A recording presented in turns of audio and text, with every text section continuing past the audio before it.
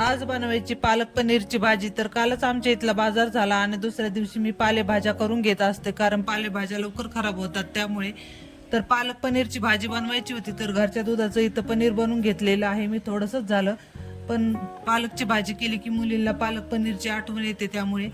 तर लसूण आणि हिरवी मिरची मिक्सरमध्ये बारीक करून घेतली आणि तेलामध्ये परतल्यानंतर त्यामध्ये लाल तिखट टाकलं थोडंसं आणि त्याच्यामध्ये पनीरचे तुकडे टाकले.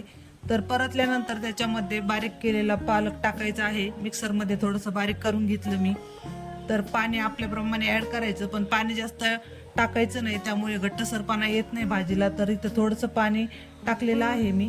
तर भाजी शिजल्यानंतर एकदम घट्ट अशी होते, जास्त काही पातळ होत नाही. तर अशा पद्धतीने पालक भाजी बनवून घेतली. तर सकाळी सकाळी खूपच घाई गडबड असते, सगळ्यांना जायचं असतं शाळेत. तर ईश्वरीचं पण इथं आवरलं होतं, त्यामुळे तिला आज नाश्त्यामध्ये भाजी आणि चपातीच होती. तिला पालक पनीर खूप जास्त आवडते. तर चपात्या करून घेतल्या आणि इथं शेपूची भाजी पण बनवून घेतली तव्यावरती.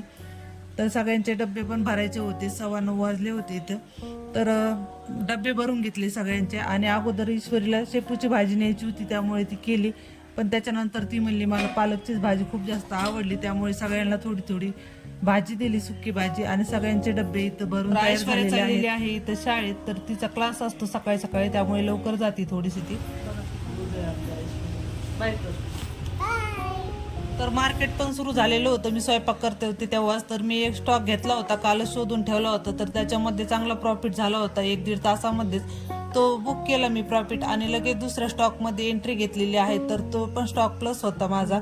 तर इथं चार्ट लावला होता मी, आणि सगळे गेल्यानंतर थोडा वेळ असतो माझ्याकडे निवांत, तर लॅपटॉपवरती चार्ट बघत होते. तर तो स्टॉक माझा प्लस होता, पण मी अजून बुक केलेलं नव्हतं. तर त्याच्यानंतर मी जेवण केलं. तर असा होता आपला छोटासा व्हिडिओ. बाय.